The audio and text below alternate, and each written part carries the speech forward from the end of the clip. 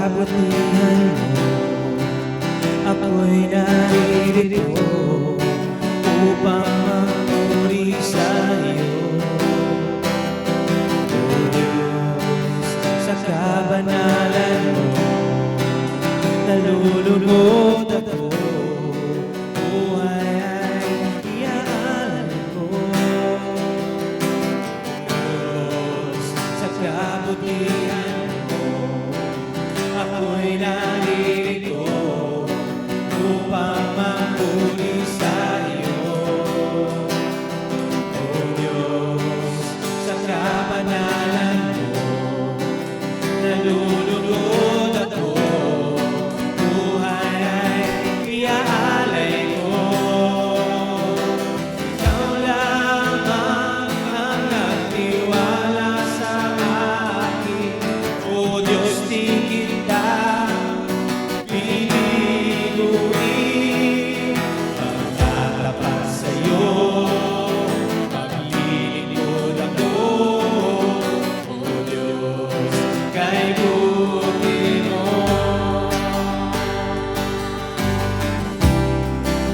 Uwitin natin ang Panginoon. O Diyos, sa kabutihan mo, ako'y naririto upang magpuri sa'yo. O Diyos, sa kabanalan mo, nalulugod ako, buhay ay iaalay ko. Ikaw lamang ang nagtiwala sa akin. O Diyos, di kita bibiguin. Magtatapat sa'yo, maglilingkod ako. O Diyos, kay buti mo.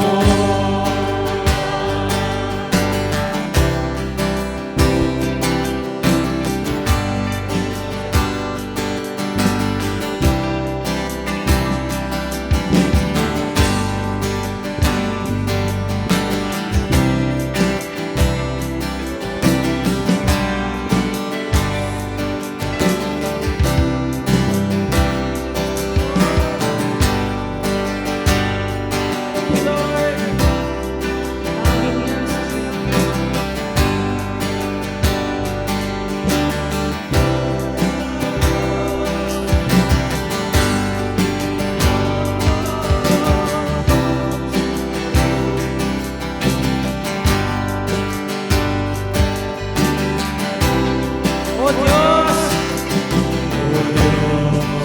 sa kabutihan mo, ako'y naririto upang magpuri sa'yo.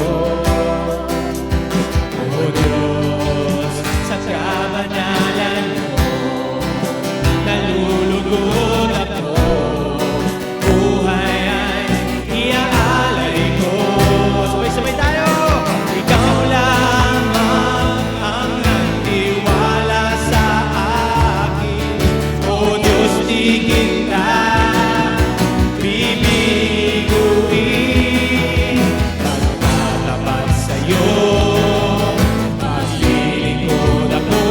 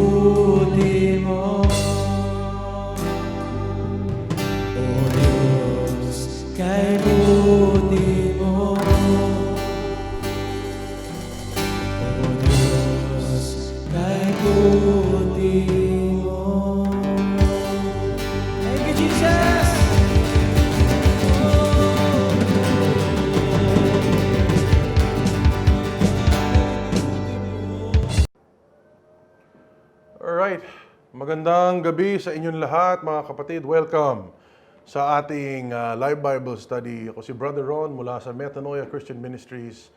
At welcome sa inyo, welcome sa inyo. Nakakatuwa naman. Ngayong gabi, ako'y excited na ipamahagi ang salita ng Diyos sa inyo. At ito ay isang mensahe na aking naturo na. Sa mga nakaraan na Bible study natin. Pero muli kong gustong balikan ito dahil napaka-importante nitong katotohanan na to. Alam sa totoo lang mga kapatid, hindi naman dahil hindi natin habol yung maghanap ng bago, ng puro bago na lang lagi. Hindi lang siya new knowledge or new revelation katulad nung nakaraan kong mga turo. Hindi natin focus ang paghahanap ng puro new. Ang importante, yung katotohanan ng salita ng Diyos na napakasimple, ito'y dapat manatiling bago sa puso natin. Hindi yung lagi tayo naghahanap ng bago. Di ba? Ang revelation, kung may bago na nakita mo sa salita ng Diyos, praise God, good yan. Pero wag nating kaligtaan, balikan ang ating mga pundasyon at ang mga simpleng katotohanan na nahanap natin sa salita ng Diyos. Ito'y dapat laging buhay sa ating puso. Diba? Minsan kasi nalilihis ang tao sa kakahanap ng ganito, hanap ng ganyan. Napakasimple lang ng salita ng Diyos. Panghawakan natin kung ano bang ginawa ni Jesus sa krus. So yun ang gusto kong ipamahagi sa inyo today, sa ngayong gabi. At ang pamagat ng ating mensahe ngayong gabi ay ugat at bunga. Ugat at bunga. Tayo manalangin. Ama sa langit, salamat po sa oras na ito. Salamat po sa pagkakataon na binigay niyo sa amin upang magtipon-tipon. Kahit na malayo kami sa isa't isa sa pisikal, Panginoon, nag-iisa ang aming puso sa inyo. Alam po namin, hindi po kami malayo sa spiritual. Dahil yung Espiritu nyo, Panginoon, ang nagsasama-sama sa amin na nagkakaisa kami. Panginoon, sana maliwanagan ang katotohanan nito, maliwanagan ang pag-unawa ng aking mga kapatid at talagang matanggap ang katotohanan na ito. Kung ano ba talaga ang ugat at ano ang bunga. Inaangat namin sa inyo to sa pangalan ni Jesus. Amen. Amen. Okay, sige, mag-umpisa po tayo. Doon po tayo sa libro ni Marcos. Marcos, 2 kabanata. Babasahin ko po ang 1 hanggang 12 talata dito. Marcos, 2. Umpisa po tayo. Unang talata, nasusulat. At nang siya'y pumasok uli sa Capernaum, pagkaraan ng ilang araw ay nahayag na siya ay nasa bahay. At maraming nagkatipon. Ano pat, hindi na magkasya kahit sa pintuan man at sa kanila'y sinaysay niya ang salita. At sila'y nagsidating na may dalang isang lalaking lumpo sa kanya na usong ng 4. So, mga kapatid, ito nangyari. Nung panahon na yan, si Jesus napakasikat. Kasi sino ba naman sa kasaysayan ng mundo ang kaya magpagaling ng sakit? Nung hawak lang. Di ba? Na walang gamot-gamot, walang ganito, walang ganyan. Hawak lang o salita, may gumagaling. So si Jesus, Panginoong Jesus, sobrang sumikat siya, sobrang nakilala siya sa lugar na to. Di ba? Kaya palipat-lipat siya ng isang lugar, palipat-lipat ng pinagtuturuan niya. Kung saan siya lumilipat, syempre yung balita, yung reputasyon niya, di ba? Nauuna yun eh. Pinagkukwentuhan, ayan si Jesus, yan yung bumubuhay ng patay. Yun yung lumpo, naglakad. Yun yung bulag, binuksan yung mata. Yung bingi, nakarinig na at nagsalita. Ito yung Panginoon na yung tubig, ginagawang alak. Di ba? Sino may kayang gumawa nun? Siyempre, pinag-uusapan si Jesus nun. Kaya ngayon, nung pumasok ulit siya sa Capernaum, galing na siya doon noon, may mga ginawa siyang mga milagro, yung mga tao, ayan na siya ulit. Naku, yan na. So, inaantay siya ng mga tao. 'Di ba?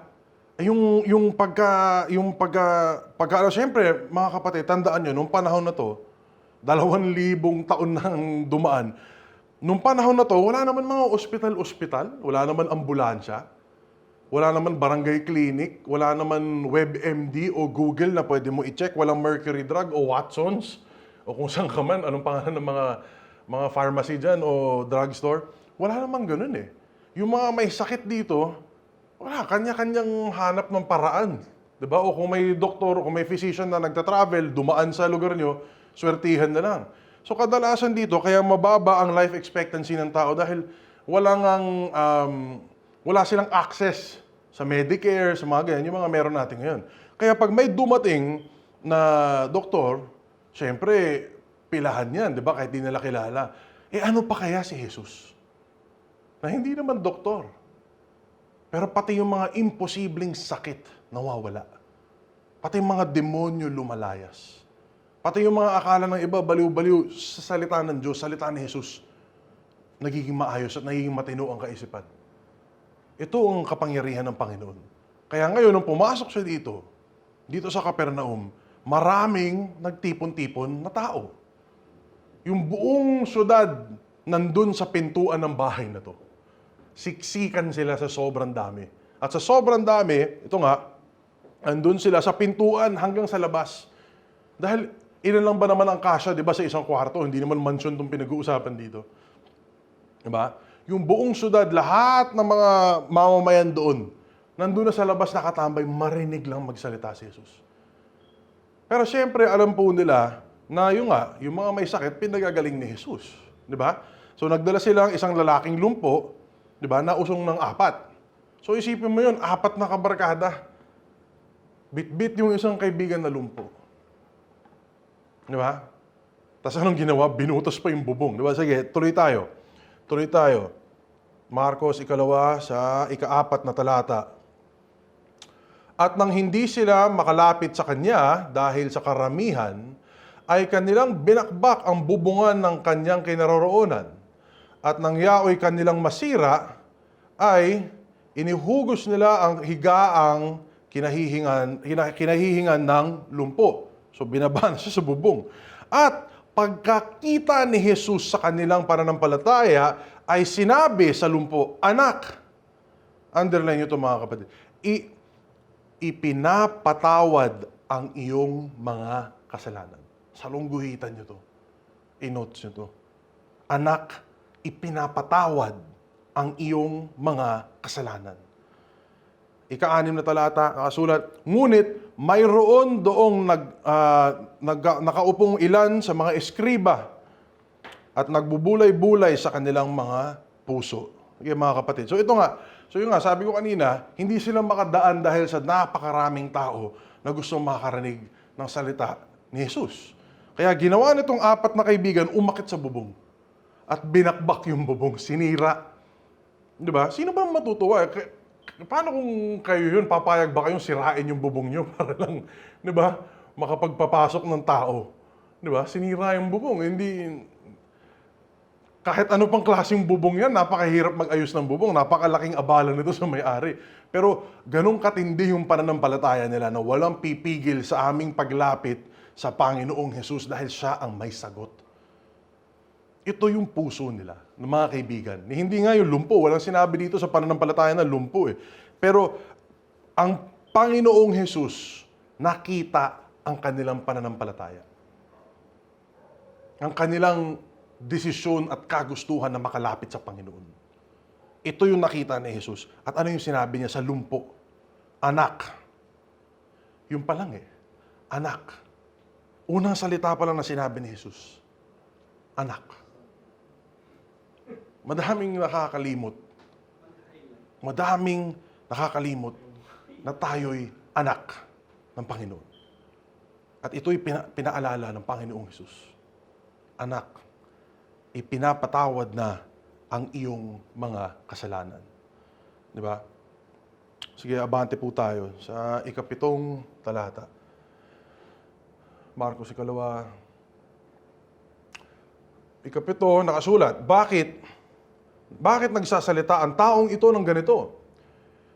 Siya ay namumusong. Sino ang makakapagpatawad ng mga kasalanan kung hindi isa? Ang Diyos lamang. At pagkaunawa ni Jesus sa kanyang espiritu na sila'y nagbubulay-bulay sa kanilang sarili, pagdakay sinabi sa kanila, bakit binubulay-bulay ninyo ang mga bagay na ito sa inyong mga puso? Alin baga ang lalong magaang sabihin sa lumpo? Ipinapatawad na ang iyong mga kasalanan o sabihin, magtindig ka at buhatin mo ang iyong higaan at lumakad ka. Diba mga kapatid, isipin natin mabuti, ano nga ba yung mas madali? May lumpo dyan. Depende yan kung saan ka nakatingin mga kapatid. Una-una, pag ginagamit mo ang natural na pag-iisip mo, makakita ka ng lumpo. Pag sinabi mong pinatawad ka na, may nakikita ka ba? Tayo ba? Nung tinanggap natin ang Panginoong Jesus, may nagbago ba sa itsura natin? Pumayat ka ba? Tumangkad ka ba? Lumiit ka ba? Ano ba? Kumintab ba yung buhok mo? Ano ba? Humaba ba yung pilik mata mo? Ano ba nangyari sa'yo nung nakatanggap ka ng kapatawaran? Wala naman, di ba? Wala ka nakita sa physical. Pero sa spiritual, may nangyari. Ito yung tinatawag na pagiging born again. May katuruan po ako dyan, yung pamagat ng turo na yun ay spirit, soul, and body. Hindi ko na po, hahalugugin ngayon yung turo na yun. Pero ang punto ko lang, hindi ko nakakalkalin. Pero spirit, soul, and body, ang pag-uusapan dyan, na sa 1 Thessalonians 5:23 yun na tatlong bahagi, ang isang tao, spirito, ang kaluluwa, di ba, at ang katawan. So ngayon, yung spirit, soul, and body natin, yung soul and body, ito yung flesh. Yung spirit, bago mo makilala si Jesus, patay ito. Pag naniwala ka kay Jesus, tinanggap mo yung kapatawaran, tinanggap mo yung kanyang biyaya, tinanggap mo ang bagong buhay na bigay ni Kristo, born again ka sa spirit. Ngayon, itong soul and body, itong flesh, itong laman na tinatawag, ito, hindi pa to glorified, hindi pa to born again. Kaya kailangan dominante yung spirit sa soul and body. Okay po? Kaya, ngayon, ito nga yung nangyari. Anong mas madaling sabihin? Sa isang lumpo, pinatawad ka na o tumayo ka't maglakad? Sa natural, mas mahirap sabihin, tumayo ka't maglakad. Kasi may ebidensya dapat Kasi makikita mo dapat siya na yung paa niya, nagayang kanipis, o kung ano man yung klase ng pagkalumpo niya, ay magkakaroon siya ng lakas para tumayo at maglakad. Sa natural na isip, mas mahirap yun. Pero kung gamit mo ang spiritual na pag-iisip, sinong pwede magpatawad?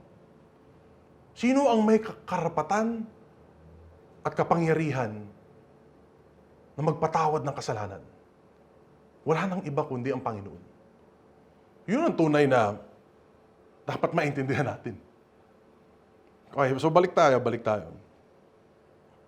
Marcos 2, 10 talata, nakasulat, datapwat upang maalaman ninyo na ang anak ng tao ay may kapamahalaan sa lupa na magpatawad ng mga kasalanan, sinabi niya sa lumpo, sa iyo ko sinasabi, magtindig ka, buhatin mo ang iyong higaan at umuwi ka sa bahay mo.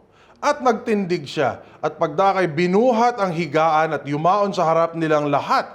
Ano pat nagtaka sila lang lahat, at niluwalhati nila ang Diyos na nagsabi, kailan may hindi tayo nakakita ng ganito. Mga kapatid, simple lang ang gusto kong ituro sa inyo ngayong gabi. Bakit kapatawaran ang binigay ni Jesus sa lumpo? Bakit niya sinabi yun? Bakit niya sinabi, anak, pinapatawad na yung mga kasalanan? Bakit yun? Anong kinalaman ng kasalanan sa pagiging lumpo? Okay? So lilinawin ko po hindi ko sinasabing naging lumpo siya dahil sa kasalanan. Hindi natin alam yun, wala pong impormasyon na binibigay ang Biblia tungkol sa paano siya naging lumpo. Basta lumpo siya. Kung dahil sa kasalanan niya, na-aksidente niya, hindi ko alam. O kung anong problema sa pamilya, hindi ko alam. Hindi na importante kung ano yung dahilan kung ba't siya nalumpo. Pero gusto kong ipaliwanag sa inyo, ano ba nangyayari? Ano ba nangyayari sa mundo at sa sangkatauhan dahil sa kasalanan? Punta tayo sa libro ng mga taga-Roma. Roma 5. Talata 12 nasusulat. Kaya, kung paano nasa pamamagitan ng isang tao ay pumasok ang kasalanan sa sanlibutan at ng kamatay ay nasa pamamagitan ng kasalanan at sa ganito'y ang kamatayan ay naranasan ng lahat ng mga tao sapagkat ang lahat ay nagkasala. Mga kapatid, ano ba ang sakit? Diba? Di ba isang anyo lang kamatayan yan? Ano ba yung kahirapan? Di ba anyo lang, mga sanga-sanga na lang ng kamatayan yan Ano ba yung rape? Ano yung pagnanakaw? Ano yung cancer? Ano yung depression? Ano yung anxiety? Ano yung addiction? Ano yung, di ba? Isipin nyo, lahat ng pwedeng masama sa buhay na to, saan ba pinagmulan? Di ba mga iba-ibang anyo at sanga lang ng kamatayan yan? So kung kamatayan ang dulo ng lahat niyan, saan nag-ugat ang kamatayan? Sa kasalanan. Dahil sa kasalanan ni Adan, dahil sa desisyon ni Adan na talikuran at hindi sundin ang utos ng Panginoong buhay, dahil doon, nakapasok ang kamatayan sa mundo. Mga kapatid, nung nilikha ng Panginoon ang mundo, wala naman yung kamatayan eh. Nandun nga yung puno ng buhay eh. Puno na nagbibigay ng buhay, tree of life. Nandun sa Garden of Eden. Hindi disenyo ng Panginoon na magkasakit tayo at mamatay. Mga kapatid, yung disenyo ng Panginoon para sa atin mga katawan, na tandaan nyo, tayo'y nilikha, nakaayon sa kanyang imahe. Diba? Let us make man in our image. Yung imahe ng Panginoon, yung halintulad tayo sa kanya, yun ang ginawa ng Panginoon. Kapag ikaw ay nasugatan sa kamay, kusang gagaling yung sugat mo. Kapag ikaw ay may nakaing mali, di ba, yung katawan mo, lalabanan yun at ilalabas niya yung hindi dapat nandun. Pag ikaw may infection, may solusyon yung katawan mo para pagalingin ang sarili. Ang disenyo ng Panginoon ay tayo'y magkaroon ng buhay.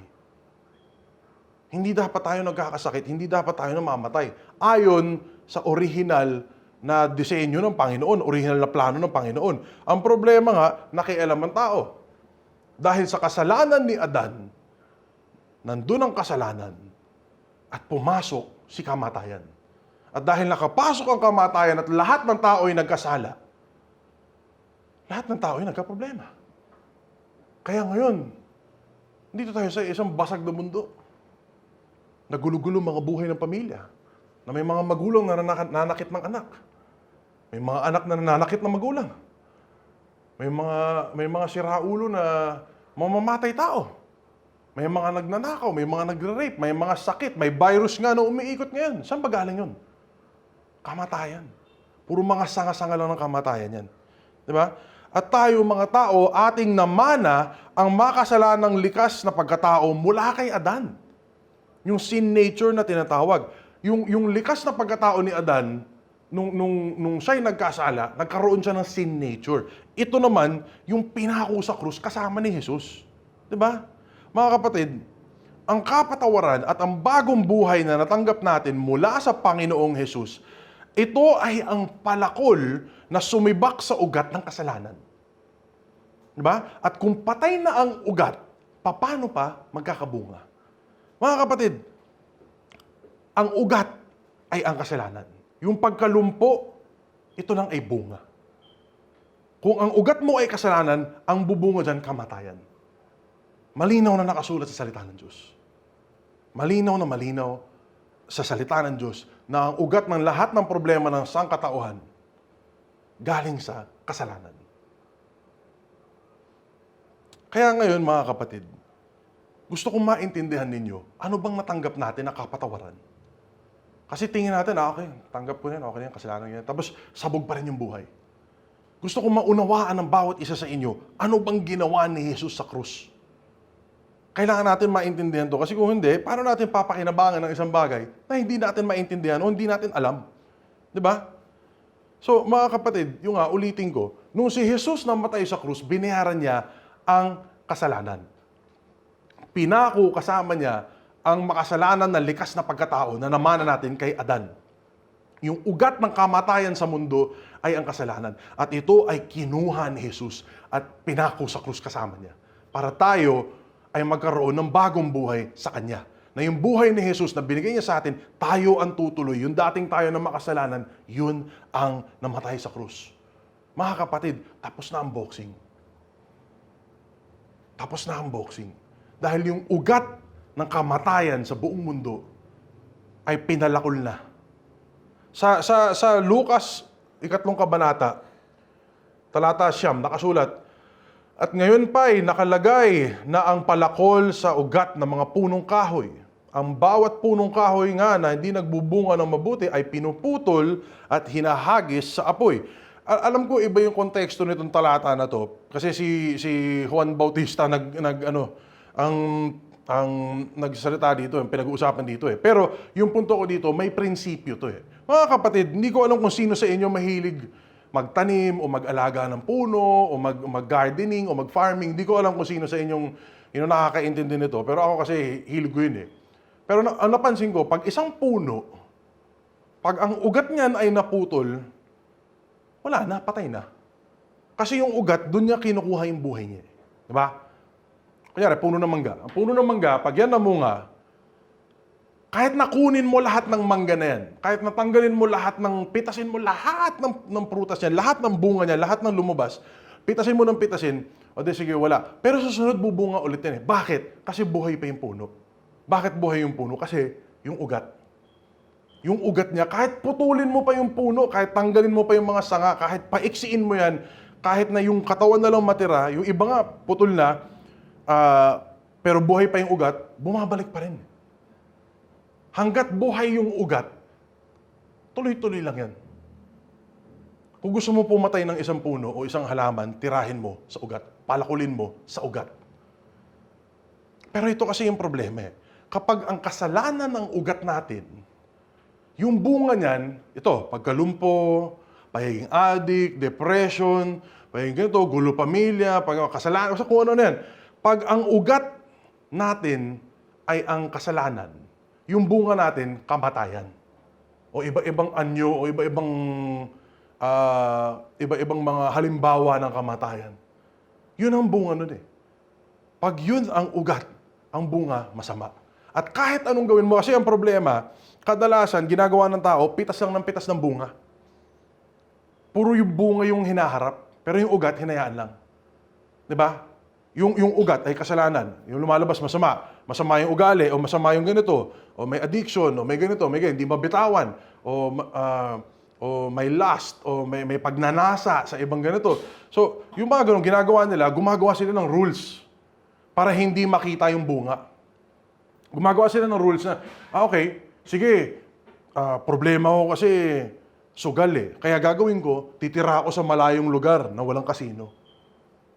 Diba? Nakakatulong ba yun? Hindi. Tinanggal mo lang yung bunga, pero yung ugat, nandun pa rin. Kaya ang Kristiyano, ang daming hirap na hirap magbago. Imposible magbago hanggat di po natin naiintindihan itong nangyari. Diba?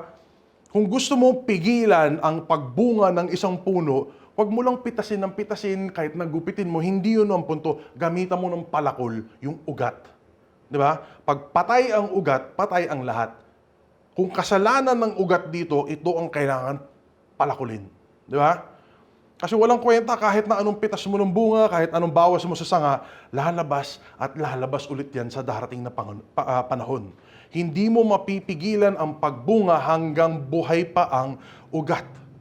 Kaya ulitin ko mga kapatid, ang bunga ng kasalanan ay kamatayan. Ang sakit, anyo lang yan ng kamatayan. Kahirapan, kasamaan, kalaswaan, pagiging sakim, pagiging mandurugas, inggit, pagsinungaling, lahat to ay mga sanga o mga anyo lang ng bunga ng kamatayan. Iba-ibang anyo ng kamatayan. Ang pinakaugat ng lahat ito ay kasalanan. Diba? Dahil sa kasalanan ni Adan, pumasok lahat sa mundo. Lahat tayo nagkasala. Kaya nangyayari sa mundo ang nangyayari ngayon. Di ba? Ngayon, ang gusto kong tanong sa sarili natin, paano pa magkakaroon ng ganitong bunga kung patay na ang ugat? Bakit ko sinasabing patay na ang ugat? Kasi yun yung ginawa ni Kristo eh. Di ba? Yun ang ginawa ni Kristo eh. Di ba? Yung ugat ng kamatayan sa mundo, yun yung tinumbok niya, yun yung nadali niya. Di ba? So, tandaan nyo, bakit nakasulat sa 2 kabanata ng Marcos na pinatawad ni Jesus ang kasalanan ng mga lumpo? Kasalanan ng lumpo. Di ba? Di ba? Bakit niya sinabing, anak, pinapatawad ng iyong mga kasalanan? Anong connection nun sa kanyang pagkalumpo? Mga kapatid, yung pagiging lumpo niya, bunga na lang yan. Yung pinakaugat ng lahat ay ang kasalanan.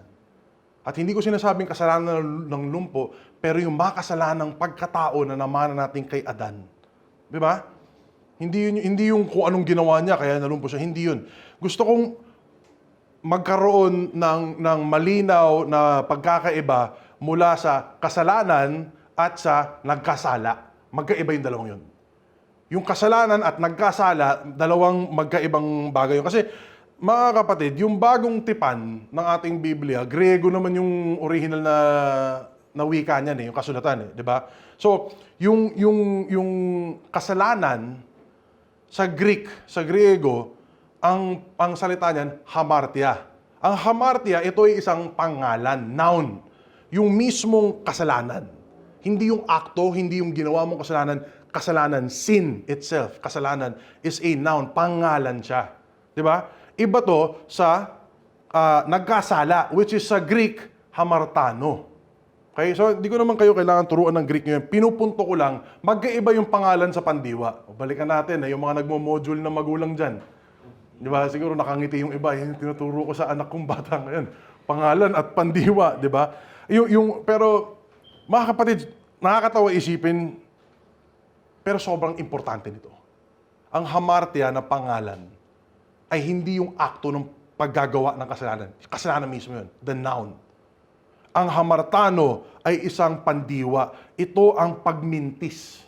Definition, ang pagsablay. Ito yung pagkagawa ng kasalanan. So magkaiba yung dalawang yan. Mga kapatid, tayo, mga tao, tayo ay makasalanan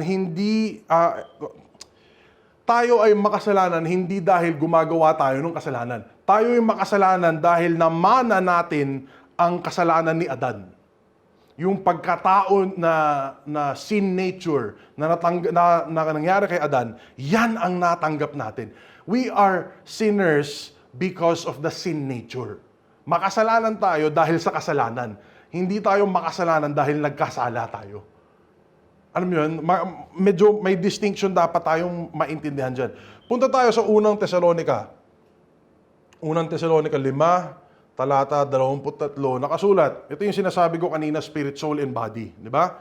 At pakabanalin kayong lubos ng Panginoong, ng Diyos din, ng kapayapaan, at ang iyong espiritu, at kaluluwa, at katawan ay ingatang buo na walang kapintasan sa pagparito ng ating Panginoong Hesukristo. Mga kapatid, may tatlo nga tayong bahagi. Di ba? Yung kaluluwa, okay, ito yung damdamin, ito yung kaisipan, ito yung ugali, mga hilig mo, di ba? Tapos yung katawan, ito, kita mo naman to, kung ano yung katawan dyan, kung ano yung nakahawakan mo. Yung espiritu, ito nga yung patay, di ba? Ito yung patay noon. Nung nagkasala si Adan, yung espiritu, patay. Ito yung binuhay muli ni Holy Spirit. Yung espiritu, ang born again. Pero yung kaluluwa at yung katawan natin, ito yung sanay sa kasalanan. So yung spirito natin, binuhay ni Holy Spirit, yung sin nature natin, yung pangalan na kasalanan, kinuha. Saan napunta? Pinako sa krus kasama ni Jesus. 'Di ba? So, ang tao makasalanan dahil sa hamartia. Sa Greek, yung noun na kasalanan. 'Di ba? So, yung kasalanan na namana natin mula kay Adan, hindi dahil sa hamartano, which is nagkakasala na akto, di ba? Yung akto ng pagsala. Nagkakaroon ng hamartano, ng pagkakasala, dahil buhay ang hamartia sa pagkatao natin. Nagets niyo ba? Kaya tayo gumagawa ng kasalanan kung buhay ang kasalanan sa puso natin o sa buhay natin. Pero ito nga, kapatid, kaya importanteng maintindihan natin to. Dahil itong kasalanan ang pinako sa krus kasama ni Jesus. 'Di ba? Dahil doon, patay na yung pagkatao natin o yung identity natin na makasalanan. Patay na. Ang espiritu natin ngayon, bagong nilalang na. Tayo'y nakatanggap ng bagong anyo at bagong pagkatao mula sa banal na espiritu. 'Di ba? Ngayon, nagkakasala pa rin naman tayo. 'Di ba? Nagkakasala pa rin tayo. Lalo na kapag ang kaluluwa at ang katawan ay ang dominante at hindi ang espiritu. Diba? So, yung identity natin, hindi na tayo sinner, hindi na tayo makasalanan, santo na tayo. Yes, nagkakaroon tayo ng sala, nagkakamali ka, nagkakamali ako, pumapalpak tayo at gumagawa ng maling desisyon. Pero hindi na natin pagkatao yung magiging makasalanan. Tayo na ngayon ay born again, bagong nilalang. Dahil sa banal na Espiritu, wala na yung dating tayo. Nagkakasala pa rin tayo, pero hindi dahil tayo ay makasalanan. Nagkakasala tayo dahil dominante lang yung kaluluwa at yung katawan sa atin. Di ba? So, pero kahit na nagkasala tayo at nakagawa tayo ng hamartano, di ba, o kasalanan, nagmintis tayo, pumalpak tayo, hindi nagbabago ang pagkatao natin na bago, na pagiging bagong nilalang natin, pagiging born again natin dahil kay Kristo. Hindi na magbabago ang ating bagong pagkatao na natanggap natin mula sa biyaya ng Panginoon Diyos. Mga kapatid, patay na ang makasalanan. Tayo ay bagong nilalang kay Kristo. Nagkakasala tayo, pero hindi na tayo alipin ng pagiging makasalanan. Malaya na tayo dun. Dun tayo pinalaya ni Jesus. Kailangan maintindihan to. Di ba? Kasi dati yung ugat natin, kasalanan, yung hamartia, yun yung ugat natin eh. Ngayon, malaya na tayo dun. Hindi na tayo makasalanan. Patay na yung ugat ng kasalanan. Ang ugat natin ngayon ay si Jesus na. Siya ang ugat. Siya ang buhay natin. Siya yung kinakapitan natin para tayo yung magkabuhay. Kung ang ugat mo noon ay kasalanan at ang bunga ay kamatayan, kapag si Kristo ang ugat mo, ang bunga mo ay buhay. Nakikita niyo ba mga kapatid? Diba? Punta tayo sa Kolosas 3. Kolosas 3, ika-4 na talata. Nakasulat, pagka si Kristo na ang ating buhay ay mahayag nga rin kayong kasama niya sa kaluwalhatian. Si Kristo, hindi lang siya dagdag sa buhay natin. Si Kristo mismo ang buhay natin. Nakikita niyo ba mga kapatid? Ang problema kasi karamihan ng mga Kristiyano, dinadagdag lang si Jesus. Parang ito yung buhay ko, ito yung ginawa ko, ganyan. O sige, dagdag mo si Jesus, parang pinatong lang dito, parang kinuha lang to. Sige, dagdag mo lang dito, sige, dyan lang si Jesus. Tapos pagpapansinin ko siya tuwing linggo o tuwing may Bible study. Yan ba yung ginagawa natin? Mga kapatid, hindi yun yung punto eh. Ang pinag-uusapan dito ay dapat ang ugat natin iba na. Nung pinatawad ni Kristo yung lumpo, yung pinaka-ugat ng pagkalumpo niya, ang inayos ng Panginoong Hesus. Hindi lang yung sakit, yung buong pagkatao niya pinatawad. Na lahat ng sanga-sanga, lahat ng bunga ng kamatayan sa buhay ng lumpo na yun ay nahugasan na. Kasi pinatawad siya ng Panginoon. Si Jesus hindi lang inayos yung sintomas. Pinagaling niya ng buo. Yung kasi yung problema eh. Si Jesus dinadagdag ng Kristiyano eh. Puro pang sintomas lang yung ginagawa eh. Ang sintomas lang yan. Hindi yan ang ugat. Diba? Parang nga may kasabihan niya na may isa na baril. Siyempre, lumalabas yung dugo. Tatapalan ng Band-Aid. Tama ba yun? Mamatay pa rin yung taong yun. Bakit? Kasi yung pinakaugat ng problema mo, yung balang pumasok. Kung di mo tatanggalin yun, hindi mo tatahiin, hindi mo aayusin, mamatay pa rin yung tao. Kung lagyan mo ng Band-Aid yun, lagyan mo ng benda, sige, natigilan mo yung dugo, pero yung problema, nandun pa rin. Pero yan ang ginagawa ng Kristiyano. Nakita lumpo, gusto ayusin yung pagkalumpo, pero yung puso, ayaw ibigay kay Kristo. May problema sa pamilya, adik, ganito, ganyan, sugal, nanakit, ganito, kung ano-anong kasamaan. Gusto baguhin yung ugali, pero ayaw ibigay yung puso kay Kristo. Ano pinagagawa natin? Hanggat nandyan pa yung ugat ng kasalanan sa buhay natin, ang bunga mo, puro kamatayan. Kahit na anong putol mo sa sanga, lalabas at lalabas yan. Hanggat di natin paniwalaan at kapitan ang salita ng Diyos na sinabi niya na ang ugat ng kasalanan ay patay na. Napalakol na, tapos na, pinako na sa krus. At tayo'y may bagong buhay at bagong anyo at bagong pagkatao na tayo'y ngayon nakaugat na kay Kristo. At pag tayo'y nakaugat kay Kristo, ano ang bubunga? Buhay. Imposibleng pigilan ang bunga ng buhay kapag tayo'y nakaugat kay Kristo. Si Kristo ay hindi lamang dagdag sa ating buhay, siya mismo ang ating buhay. Diba? Punta po tayo sa Kolosas 2. Kolosas 2, ika-6 at 7, nakasulat. Kung papaano nga na inyong tinanggap si Kristo Jesus na Panginoon, ay magsilakad kayong gayon sa Kanya. Magsilakad. Pag tinanggap mo si Jesus, lalakarin mo yung buhay niya. Hindi yung, sige, okay na to, pwede na yan. Dagdag utak lang. Hindi. Maglakad. Sa ikapito, na nag-uugat at nagtatayo sa Kanya. At matibay sa inyong pananampalataya, gaya ng pagkaturo sa inyo na sumasagana sa pagpapasalamat. Mga kapatid, huwag lang natin idagdag si Kristo. Intindihin natin kung ano ba nangyari sa krus. Saan ba tayo nakaugat?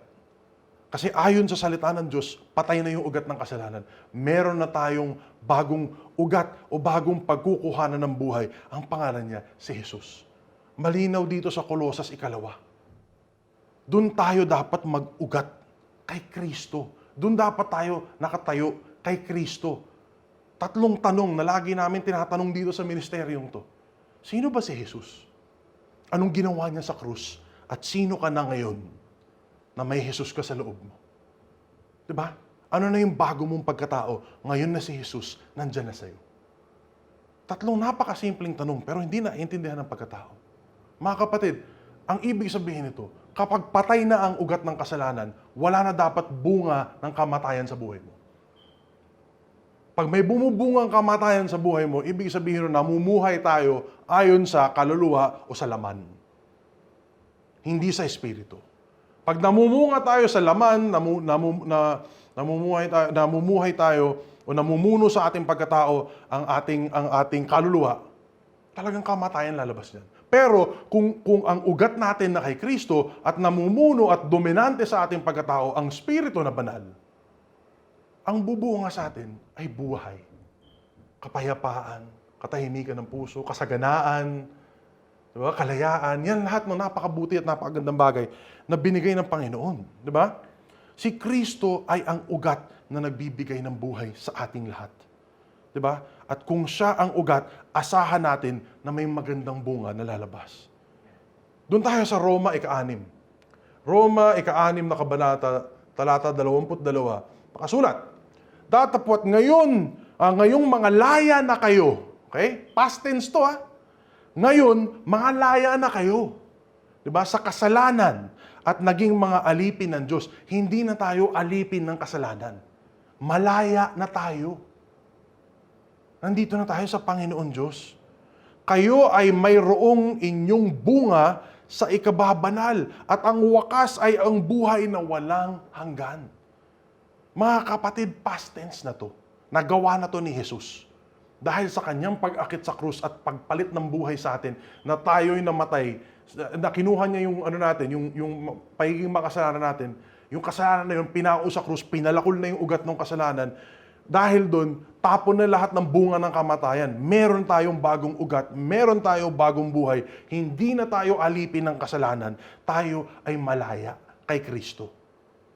Pero pag pinili natin bumalik sa laman, lalabas yung bunga ng kamatayan. Pag pinili natin mamuhay sa Espiritu, lalabas ang bunga ng buhay. Di ba? Ang pagpapagaling ng lumpo, bunga lang to ng kapatawaran. Naiintindihan niyo? Ulitin ko po yan Ang pagpapagaling ng lumpo doon sa Marcos 2, ito ay bunga ng kapatawaran na natanggap niya kay Kristo. Di ba? Mga kapatid, yung pagpapagaling, yung mga kasama lahat yan. Kasi kung nakaugat ka sa buhay, at buhay ni Kristo, hindi buhay mo, hindi buhay ko, hindi buhay ng asawa mo, buhay ni Kristo. Pag doon ka nakakabit, doon ka nakadikit, doon ka nakatayo, kusa kang mamumunga, kusa kang bubuhay. Diba? Punta tayo sa Roma 5:17. Nakasulat, sapagkat kung sa pagsuway ng isa, ay naghari ang kamatayan sa pamamagitan ng isa. Lubha pang magsisipaghari sa buhay ang nagsisitanggap ng kasaganaan ng biyaya at kaloob ng katuwiran sa pamamagitan ng isa. Sa makatuwid bagay si Jesucristo. Mga kapatid, nakikita niyo ba kung ano to? Kung dahil kay Adan, naghari ang kamatayan, lubha pang magsisipaghari sa buhay ang nagsisitanggap ng kasaganaan ng biyaya at kaloob ng katuwiran sa pamamagitan ni Panginoong Hesus. Mga kapatid, dapat naghahari tayo sa buhay na to. Hindi tayo alipin, hindi tayo bugbog sarado, hindi dapat tayo kinukutsa ng kalaban, hindi dapat tayo lagi nagmamakaawa, hindi dapat tayo yung talunan na kunyari nagtitiis na lang lagi. Hindi yun ang balak o plano ng Panginoon para sa atin. Ang gusto ng Panginoon para sa atin, kaya niya tiniis yung krus para tayo yung magsipaghari dito sa buhay na to. Naiintindihan po natin, para hindi tayo kawawa sa mundo na to. Para tayong mamuno sa pamamagitan ng bagong pagkatao natin. Dahil meron na tayong bagong ugat, hindi na kasalanan. Ang ugat natin na kay Kristo, na walang katapusan ang buhay. Mga kapatid, sa unang Juan, punta tayo sa unang Juan, 2 kabanata, talata 2, nakasulat, at siya ang pampalubag loob sa ating mga kasalanan. At hindi lamang sa ating mga kasalanan, kundi sa buong sanlibutan din naman. Mga kapatid, yung kasalanan ng buong mundo, kinuha na ni Kristo. Binayaran niya na. Ang problema, tatanggapin ba ng lahat? Di ba? Kasi yung kasalanan ng buong mundo, ng buong sanlibutan, kinuha niya na eh. Pinatay niya na yung ugat ng kasalanan. Paano magbubunga ang patay? Hindi pwede magbunga ang punong patay. Aanahin na lang yung mabubulok, mawawala na yan. Di ba? Tapos na ang boxing sa usapang kasalanan. Ang problema, tatanggapin ba natin at paniniwalaan natin to? Di ba? Sa Efeso 1, talata 7, nakasulat, na sa Kanya'y mayroon tayo ng ating katubusan sa pamamagitan ng Kanyang dugo, nakapatawaran ng ating mga kasalanan ayon sa mga kayamanan ng Kanyang biyaya. Mga kapatid, ito'y isang biyaya.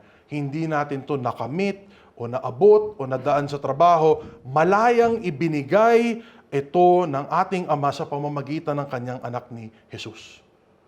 Napatawad na tayo. Ang kailangan mo lang gawin, tanggapin. Wala nang iba. Tanggapin, paniwalaan, at mag-ugat tayo sa Kanya. Ganun lang kasimple. Diba? Kung ang ugat ang kasalanan, bunga yung sakit, anong bunga ni Kristo? Kabuhayan, kasaganaan, kapayapaan. Sa unang Pedro, 2, talata 24, nakasulat, na siya rin ang nagdala ng ating mga kasalanan sa Kanyang katawan, sa ibabaw ng kahoy, upang pagkamatay natin sa mga kasalanan. So tandaan nyo, patay na tayo sa kasalanan. Yung ugat na yan, putol na. Lahat ng tumanggap kay Kristo, nagpalit buhay. May bagong buhay, bagong nilalang. Diba? So si Jesus na nagdala ng lahat ng kasalanan natin, pinako sa krus, upang pagkamatay natin sa kasalanan, ay mga buhay tayo sa katuwiran. Ito yung problema eh. Madaming Kristiyano gustong ipabayad yung kasalanan, pero ayaw mabuhay sa katuwiran. Yung sinasabi ko, dinadagdag lang si Jesus. Hindi mo siya ugat kung ganon. Pinatong mo lang siya. Diba? Ang halaman, di mo pwedeng basta ipatong lang sa halaman. Kailangan tubuan ng ugat yan. Kailangan umilalim yan. Kailangan umabot dun. Sa pinakailalim. Hindi pwedeng patong lang. Maraming Kristiyano gusto tanggapin yung kapatawaran, pero ayaw naman pumunta sa katuwiran. Diba? May turo si Pastor Macho dyan. Nung nakaraan, naalala ko, sabi niya, yung kasalanan, pwedeng talikuran. Pero kailangan mo rin humarap sa Panginoon at lumapit. Hindi naman pwedeng ayawan mo yung kasalanan tapos stop ball ka lang dun. Diba? Ayoko na niyan, ganyan. Pero wala ang ginawa. Hindi ka lumapit kay Kristo. Wala din. Diba? Naiintindihan niyo mga kapatid, kailangan natin mag-ugat kay Kristo. At paano tayo mag-uugat kay Kristo kung di natin siya kilala? Di natin alam kung ano yung krus. Di natin alam kung ano yung kapatawaran. Diba? Nakasulat dito, balikan ko yung unang Pedro 2, at mga buhay tayo sa katuwiran na dahil sa Kanyang mga sugat ay nagsigaling kayo. Dahil, tingnan mo to, konektado tong buong talata na to. Diba? Siya nagdala ng ating mga kasalanan sa Kanyang katawan, yung pagkamatay natin sa kasalanan nangyari na sa krus, at ngayon, mabubuhay na tayo kay Kristo, nakaugat na tayo kay Kristo, dahil sa Kanyang mga sugat, tayo ay pinagaling. Parang yung lumpo. Nung natanggap niya yung kapatawaran, ang naging bunga sa kanya ay ang pagpapagaling. Hindi healing ang focus natin. Si Jesus lang. Dami kasi habol healing lang eh. Pero kung nag-ugat ka kay Jesus, lalabas at lalabas yan. Kusang lalabas yan. Mga kapatid, bayad na rin ang ating pagpapagaling. Bago na ang ating ugat. Napit na po ako matapos. Sa Roma 11, talata 16, Roma 11, nakasulat, at kung ang pangunahing bunga ay banal, ay gayon din ang lahat. At kung ang ugat ay banal, ganon din ang mga sanga. Mga kapatid, banal na tayo. Alam ko may magtataasan ng kilay dyan. Banal na tayo. Hindi dahil mabait ka, hindi dahil mabait ako, hindi dahil masipag ka pumuntang simbahan, hindi dahil marami kang ministeryo o marami kang pinapakain na mahirap o marami kang ginagawang feeding program. Hindi yun yung sukatan ng pagkabanal mo. Banal ka kung nakaugot ka kay Kristo. Kasi kasama ka na sa isang puno. Hindi pwedeng yung ugat pangit tapos maganda yung bunga. Hindi rin pwedeng maganda yung ugat tsaka pangit yung bunga. Kapag ugat mo si Kristo, ang bunga ng buhay mo ay puro kabanalan. Ang pagiging banal ay hindi isang trabaho. Hindi ito nakakamit. Nangyayari lang to natural kapag si Kristo ang ating ugat. Kaya mga kapatid, wala nang hadlang para sa pagtanggap ng ating pagpapagaling. Wala nang hadlang sa pagtanggap ng ating kabihayaan sa buhay na to o kung ano-ano mga kabutihan o mga binigay ng Panginoon sa atin. Wala nang hadlang dahil napalakol na yung ugat ng kasalanan. Ito yung ginawa ni Kristo sa krus. Dahil patay na ang ugat ng kasalanan, si Kristo na ugat natin ngayon. At siya yung magbubunga ng buhay sa ating buhay. Diba? Mga kapatid, bayad na. Bayad na lahat. Yung ginawa ni Jesus sa krus, kumpleto na. Yun lang yung babalikan, yun lang yung sasandalan natin, yun lang yung tatayuan natin. Yung katotohanan lang na yun, doon tayo mag-uugat. Ngayon, wala nang karapatan manatili sa katawan mo ang sakit. Wala nang karapatan manatili sa katawan mo ang isang demonyo. Wala nang karapatan manatili sa isang katawan mo ang isang addiction o depression o kung anong masasamang karamdaman. Bakit? Dahil tayo ay tinubos na ni Kristo at mula sa kasalanan at mula sa lahat ng bunga ng kamatayan. Tinubos na tayo. Tayo ay malaya. Tayo ay tinubos. Tayo ay pinatawad. Tayo ay binigyan ng bagong pagkatao. Tayo ay pinagaling. Amen? So yun lang po. Gusto ko lang po, sana mabuhay sa puso ninyo itong salita na to. Na si Jesus ang pinalakol niya yung ugat. Balikan natin yung katotohanan ng salita ng Diyos. Tayuan natin anong ginawa ni Kristo sa krus. At maniwala tayo na sapat na yun. Na alam ni Jesus lahat. Kusa tayong magbubunga ng kabutihan pag tayo ay tunay na nakaugat sa Kanya. Amen? Manalangin po tayo. Panginoon, nagpapasalamat po ako sa bawat isa sa aking mga kapatid na nanonood dito. Inaangat namin sila sa inyo.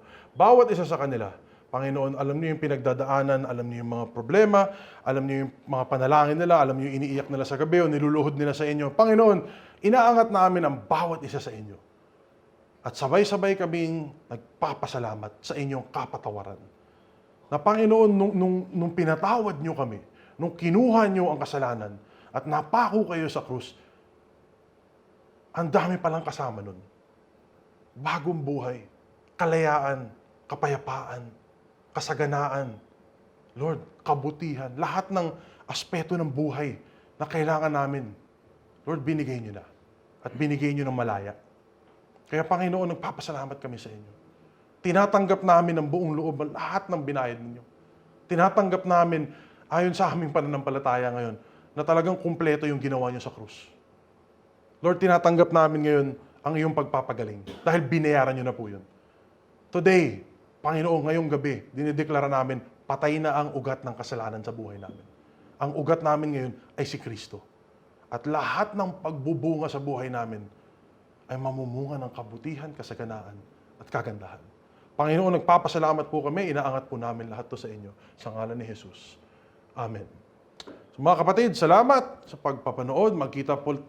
Kita ulit tayo sa Miyerkules, alas 8 ng gabi para sa English Bible Study. Mahal ko po kayong lahat. Biyayaan po kayo.